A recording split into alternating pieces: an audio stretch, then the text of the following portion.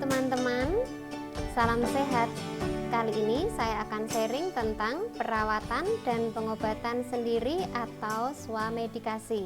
Pengobatan sendiri adalah suatu perawatan sendiri oleh masyarakat terhadap penyakit yang umum diderita dengan menggunakan obat-obatan yang dijual bebas di pasaran atau bisa juga menggunakan OWA atau obat wajib apotek, yaitu obat keras yang bisa didapat tanpa resep dokter dan diserahkan oleh apoteker di apotek. The International Pharmaceutical Federation atau IFIP mendefinisikan swamedikasi atau self-medication sebagai penggunaan obat-obatan tanpa resep oleh seorang individu atas inisiatifnya sendiri.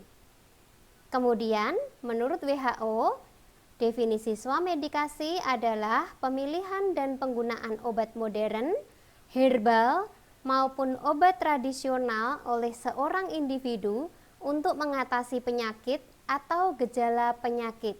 Swamedikasi merupakan bagian dari self-care atau perawatan sendiri, di mana merupakan usaha pemilihan dan penggunaan obat bebas oleh individu untuk mengatasi gejala atau sakit yang disadarinya. Data dari Riset Kesehatan Dasar tahun 2013 yang dilakukan oleh Kementerian Kesehatan Republik Indonesia menunjukkan bahwa sebanyak 35,2% rumah tangga di Indonesia menyimpan obat untuk digunakan dalam swamedikasi. Pengobatan sendiri dilakukan secara mandiri oleh masyarakat, sehingga untuk melakukan pengobatan sendiri secara benar, masyarakat harus mampu, yang pertama, mengetahui jenis obat yang diperlukan untuk mengatasi penyakitnya. Yang kedua, mengetahui kegunaan dari setiap obat sehingga dapat mengevaluasi sendiri perkembangan sakitnya. Yang ketiga, menggunakan obat tersebut secara benar, baik cara, aturan, lama pemakaian, dan tahu batas kapan mereka harus menghentikan self-medication atau tindakan pengobatan sendiri dan segera minta pertolongan dokter atau petugas kesehatan. Yang keempat, mengetahui efek samping obat yang digunakan, sehingga dapat memperkirakan apakah suatu keluhan yang timbul kemudian itu suatu penyakit baru atau efek samping obat. Yang kelima, mengetahui siapa yang tidak boleh menggunakan obat tersebut. Swamedikasi harus dilakukan secara bertanggung jawab. Menurut WHO, dalam responsible self-medication, swamedikasi perlu memperhatikan beberapa hal, di antaranya yang pertama, obat yang digunakan adalah obat yang telah terbukti keamanannya, kualitas, dan khasiatnya. Yang kedua, obat-obatan yang digunakan adalah obat yang diindikasikan untuk kondisi yang dikenali diri sendiri dan untuk beberapa kondisi kronis atau berulang beserta diagnosis medis awal. Dalam semua kasus, obat-obatan ini harus secara khusus ditujukan untuk tujuan tersebut dan akan memerlukan bentuk sediaan dan dosis yang tepat. Beberapa faktor yang mempengaruhi tindakan swamedikasi antara lain, yang pertama adalah faktor sosial ekonomi, yang kedua gaya hidup, yang ketiga kemudahan memperoleh produk obat, kemudian ketersediaan produk baru, dan faktor kesehatan lingkungan. Tahapan dalam pelayanan swamedikasi di apotek meliputi 3 tahapan utama. Yang pertama, tahap asesmen pasien atau patient assessment. Tahap yang kedua adalah rekomendasi, dan tahap yang ketiga adalah penyerahan obat disertai informasi terkait terapi pada pasien. Ada beberapa metode yang dapat digunakan dalam patient assessment. Antara lain, yang pertama adalah metode WWHAM. W yang pertama adalah Who is the patient? Dalam hal ini adalah siapakah pasien? Siapa yang dimaksud dalam konteks ini merupakan karakteristik pasien yang meliputi jenis kelamin, berat badan, dan karakteristik pasien lainnya. W yang kedua adalah what. What are the symptoms? Atau gejala apa saja yang dirasakan oleh pasien. H di sini merupakan singkatan dari how long have the symptoms, atau berapa lama gejala sudah dirasakan oleh pasien. Berikutnya adalah A, singkatan dari action taken, atau tindakan apa yang sudah dilakukan oleh pasien untuk mengatasi apa yang dia rasakan. Berikutnya adalah M, singkatan dari medication being taken, atau obat-obat apa saja yang telah digunakan oleh pasien. Jadi pada patient assessment metode WWHAM, kita sebagai farmasis akan menanyakan atau melakukan asesmen pada pasien dengan cara berkomunikasi yang baik.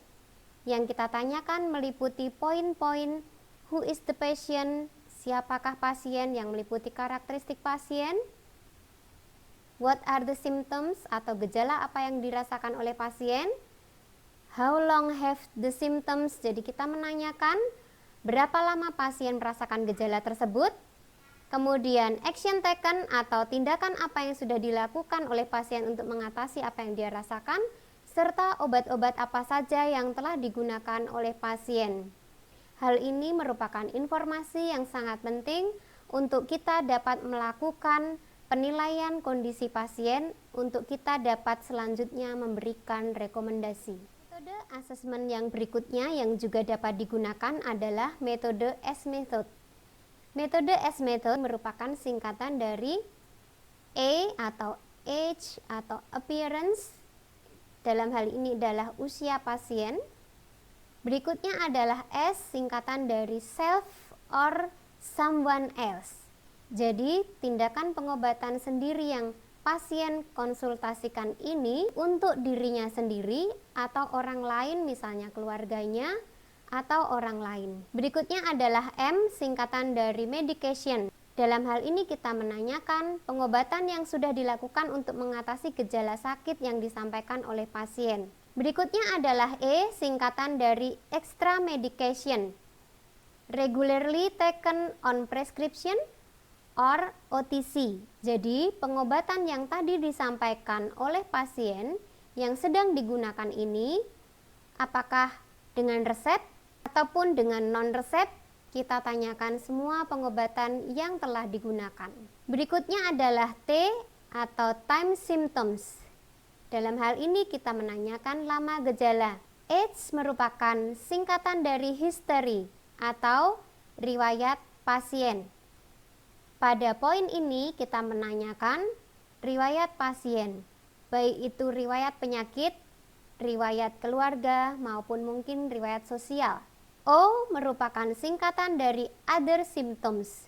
Pada poin ini kita menanyakan gejala yang dialami pasien yang lain di luar gejala yang telah disampaikan sebelumnya. Berikutnya adalah D, yang tidak kalah penting adalah danger symptoms atau gejala yang berbahaya. Dalam hal ini, dari apa yang telah disampaikan pasien tadi, kita mengidentifikasi apakah terdapat gejala yang berbahaya. Tahap swamedikasi yang berikutnya setelah dilakukan asesmen pasien adalah tahap rekomendasi.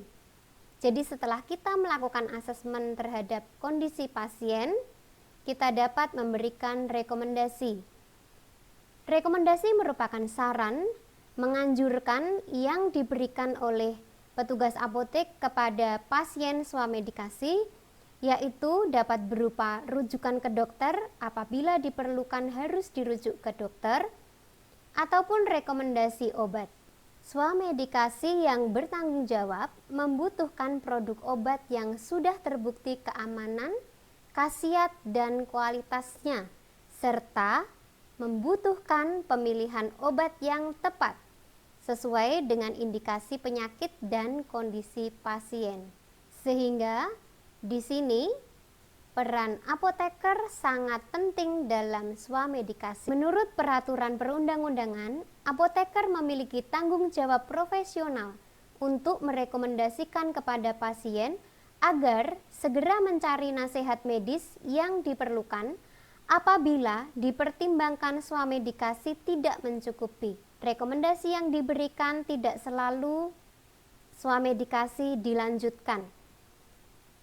Apoteker dapat memberikan rekomendasi untuk dirujuk ke dokter apabila memang tindakan swamedikasi tidak dapat mengatasi gejala yang dirasakan oleh pasien. Jadi penting sekali dalam asesmen pasien ini kita menilai apakah memang tindakan swamedikasi ini tetap dapat dilanjutkan atau sudah memerlukan untuk dirujuk ke dokter.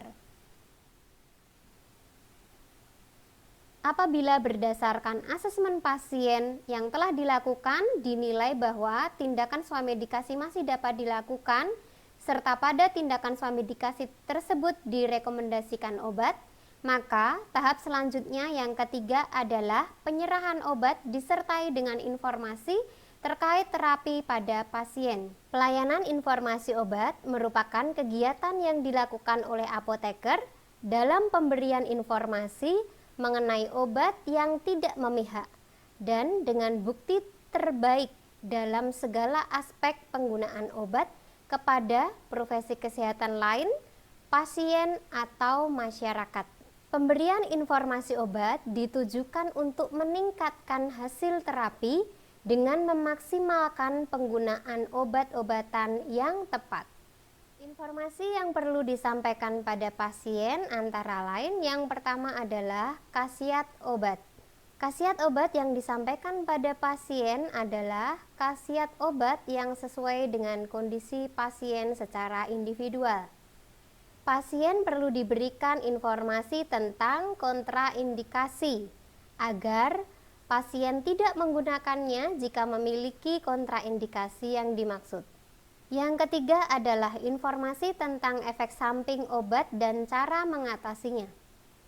Pasien perlu diberikan informasi tentang efek samping obat yang mungkin muncul serta apa yang harus dilakukan untuk mengatasi efek samping tersebut maupun menghindarinya. Informasi yang berikutnya adalah tentang cara pemakaian obat. Cara pemakaian harus disampaikan secara jelas pada pasien, apakah ditelan, dihirup, dimasukkan melalui anus, dioleskan, ataupun dengan cara pemakaian lainnya. Berikutnya adalah informasi tentang dosis yang direkomendasikan adalah dosis yang sesuai dengan kondisi pasien. Dalam hal ini, apoteker dapat menyarankan dosis sesuai dengan kondisi pasien berdasarkan literatur yang dapat dipertanggungjawabkan. Informasi lain yang juga perlu diberikan kepada pasien antara lain waktu pemakaian. Waktu pemakaian ini juga harus diinfokan dengan jelas, misalnya sebelum atau sesudah makan, pada saat akan tidur atau pagi hari. Yang berikutnya adalah lama penggunaan obat. Lama penggunaan obat juga perlu diinformasikan pada pasien agar pasien tidak menggunakan obat secara berkepanjangan terus-menerus, misalnya karena penyakitnya belum hilang, padahal kondisinya sudah memerlukan pertolongan dokter. Hal-hal yang harus diperhatikan sewaktu minum obat juga perlu diinformasikan, misalnya pantangan makanan atau tidak boleh minum obat tertentu dalam waktu yang bersamaan. Hal-hal yang perlu dilakukan jika lupa memakai obat juga penting untuk diinformasikan pada pasien. Hal yang tidak kalah penting untuk disampaikan pada pasien adalah cara penyimpanan obat yang baik untuk menjaga stabilitas obat sehingga efek obat yang diberikan dapat optimal.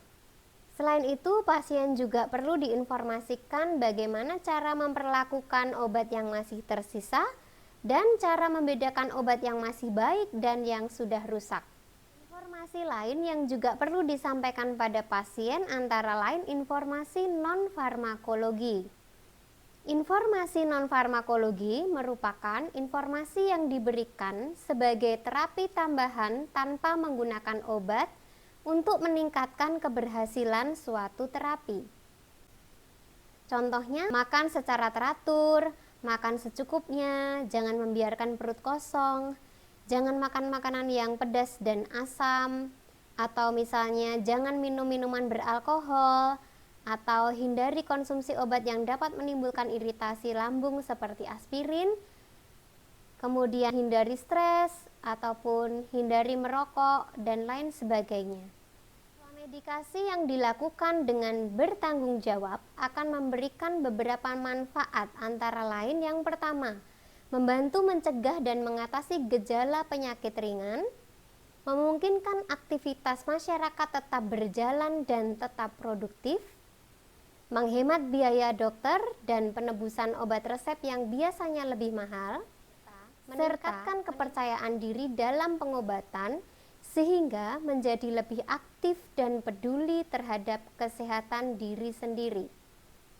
Namun apabila penata laksanaan dari swamedikasi ini tidak rasional, swamedikasi justru dapat menimbulkan kerugian, antara lain kesalahan pengobatan karena ketidaktepatan diagnosis sendiri, kemudian penggunaan obat yang terkadang tidak sesuai karena informasi yang bias, misalnya dari iklan obat yang berlebihan di media, pemborosan waktu dan biaya apabila swamedikasi tersebut tidak rasional, serta dapat menimbulkan reaksi obat yang tidak diinginkan seperti sensitivitas, alergi, efek samping, atau resistensi.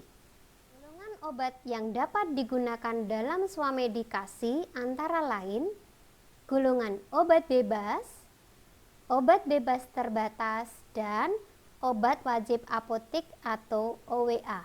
Pembahasan tentang golongan obat secara detail dapat Anda simak pada video tentang obat dan penggolongan obat. Sekian sharing tentang perawatan dan pengobatan sendiri atau swamedikasi. Semoga bermanfaat, dan apabila video ini bermanfaat, boleh minta tolong subscribe, like, dan komen apabila ada tanggapan ataupun pertanyaan. Terima kasih, salam sehat selalu.